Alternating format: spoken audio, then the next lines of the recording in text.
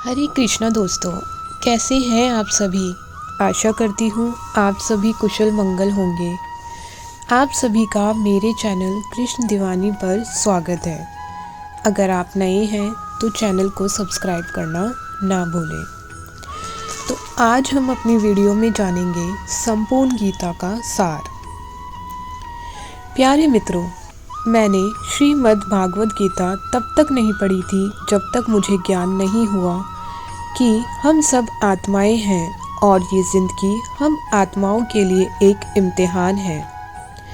अपने अंदर से अपने सबसे अच्छे रूप को बाहर निकालने का और श्रीमद् भागवत गीता इस इम्तिहान को पास करने की एक अहम किताब है।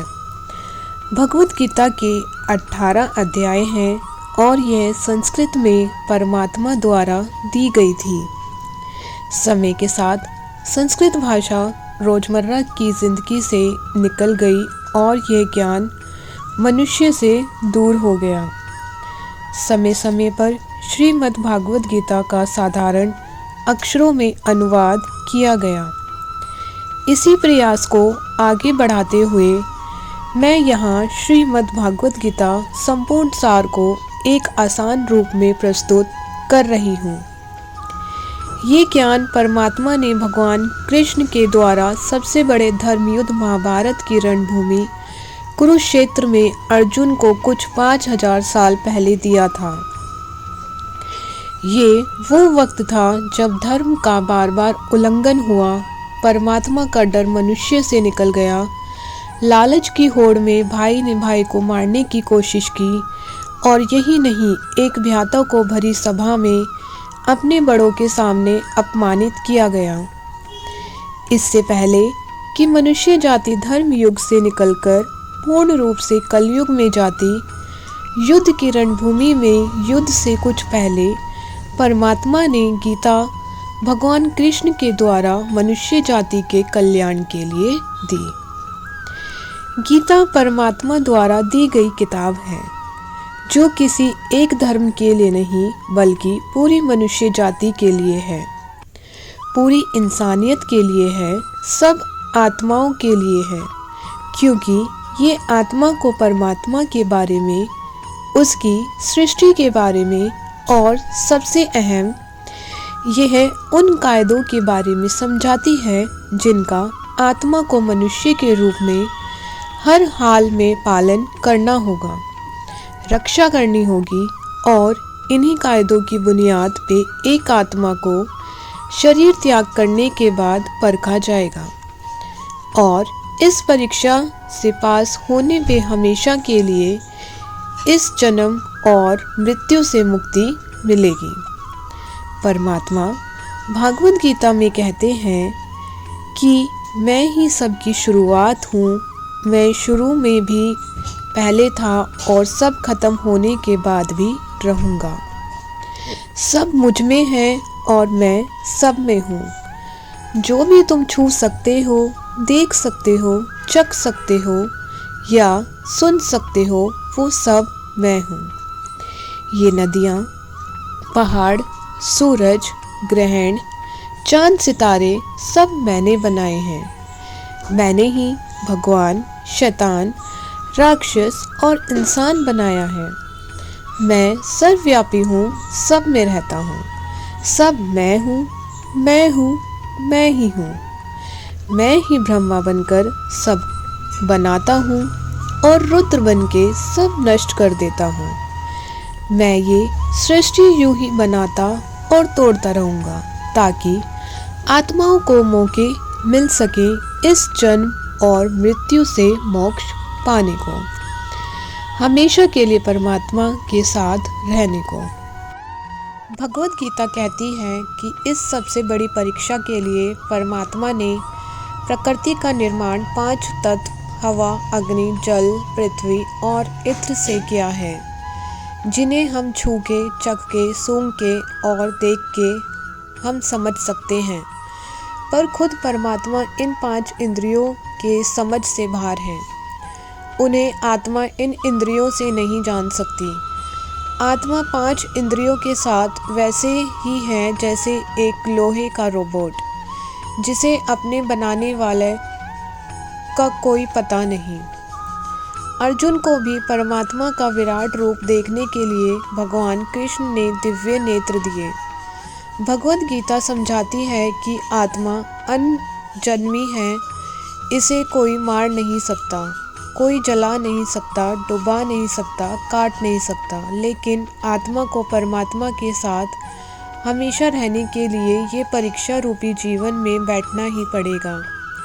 इस परीक्षा के लिए परमात्मा से बिछड़ के आत्मा को पृथ्वी पे किसी न किसी रूप में जन्म लेना पड़ता है और 88 करोड़ योनियों को जीने और भोगने के बाद एक आत्मा को मनुष्य का शरीर और दिमाग मिलता है। इस सबसे बड़ी मर्यादाओं की परीक्षा में बैठने के लिए हर मनुष्य को इस पूरी परीक्षा के दौरान तरह तरह की अच्छी और बुरी भावनाओं की चक्रव्यूह में अपने ही भाई बहन और मित्रों के साथ डाला जाता है, जिसमें हर आत्मा को अपने अंदर के तामसिक और राजसिक अवगुणों से निकल के सात्विक जीवन में प्रवेश करने के मौके मिलते हैं। हमारे तामसिक गुण वे हैं जो हमारे अंदर हीन भावना पैदा करके हमें खुद को उदास और नुकसान पहुंचाते हैं, और हमारे राजसिक गुण हमें ईर्ष्यालु और लोभी बना के दूसरों के प्रति नुकसान पहुंचा सकते हैं। इस परीक्षा के दौरान हर आत्मा को तामसिक और राजसिक गुणों को खत्म करके अपने सात्विक गुणों से परिचित होना पड़ेगा। सात्विक गुण वो हैं जो आत्मा को अपने आसपास की हर चीज़ से जोड़े और उन्हें प्यार करना सिखाते हैं। परीक्षा के दौरान हर आत्मा को जीवन के चारों स्तंभ धर्म, अर्थ, काम और मोक्ष का ज्ञान पाके ही मुक्ति मिलती है। यही वो द्वार हैं जिन्हें समझकर ही आत्मा परमात्मा को समझ सकती है।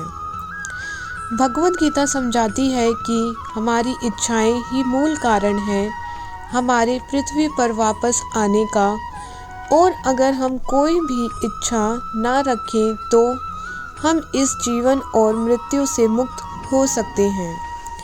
ये द्वार माफ़ी का भी है।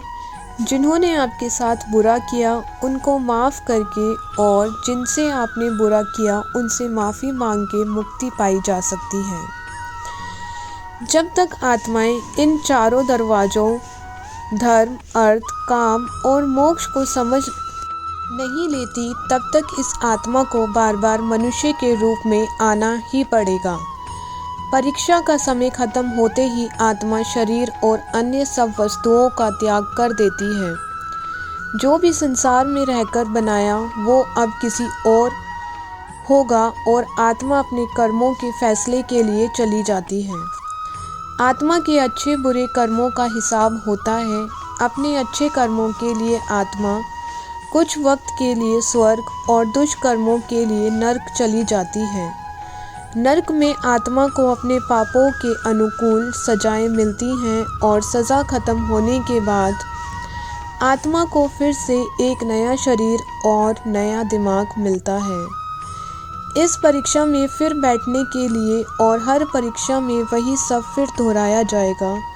जिंदगी के चार स्तंभ धर्म, अर्थ, काम और मोक्ष को समझने के लिए हर जन्म में अपने कई जन्मों के कर्मों के हिसाब से हर आत्मा को कभी अच्छे तो कभी बुरे हालातों से जाना पड़ता है। लेकिन जब तक आत्मा परमात्मा के साथ योग को नहीं समझ लेती तब तक वो मुक्ति नहीं पा सकती। भगवद गीता समझाती है कि मनुष्य अपने शरीर, दिमाग या दिल से भगवान को पा सकता है। शरीर द्वारा किए कर्मों के माध्यम से परमात्मा को पाने का कर्म योग कहते हैं। ऐसे कर्म जो परमात्मा की इच्छा से हों और दूसरों के कल्याण के लिए हों। वाल्मीकि ने रामायण लिख के, श्रवण ने अपने माता पिता की सेवा और उन्हें चार धाम की यात्रा कराकर अपने कर्मों द्वारा परमात्मा को पाया।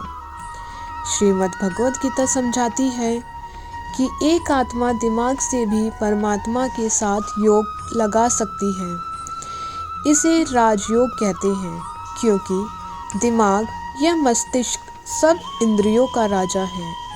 एक मनुष्य अपनी आस्था, श्वास प्रणाली, अभ्यास, साधना और तपस्या से परमात्मा को इस योग के रास्ते पा लेता है।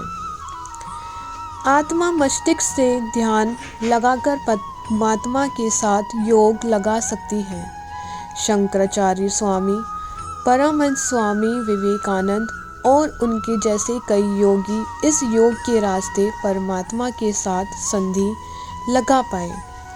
परमात्मा भगवद गीता में कहते हैं कि अगर किसी आत्मा को धर्म ना भी समझ आए, योग ना भी समझ आए, पर अगर वो मेरी शरण में आए तो मैं उसके सारे पाप माफ़ कर देता हूँ। परमात्मा को ऐसी दिल की गहराइयों से पुकार के पाने को भक्ति योग कहते हैं। चैतन्य महाप्रभु, मीराबाई और भगवान हनुमान इस योग के सबसे बड़े उदाहरण हैं। लेकिन कभी आत्मा अपने होने का मूल कारण भूल के धर्म का उल्लंघन करे या पाप के रास्ते पर निकल जाए तो उसे ठीक करने के लिए परमात्मा को खुद किसी रूप में पृथ्वी पे जन्म लेते हैं।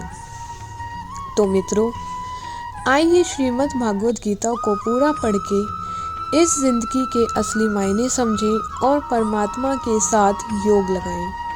अगर आपको ये भगवत गीता का सार पसंद आया तो इसे औरों के साथ ज़रूर शेयर करें ताकि सब आत्माएं अपने यहाँ होने का मूल रूप समझ सकें और इस जन्म मृत्यु से मुक्ति पा सकें, हमेशा परमात्मा के साथ रह सकें। धन्यवाद।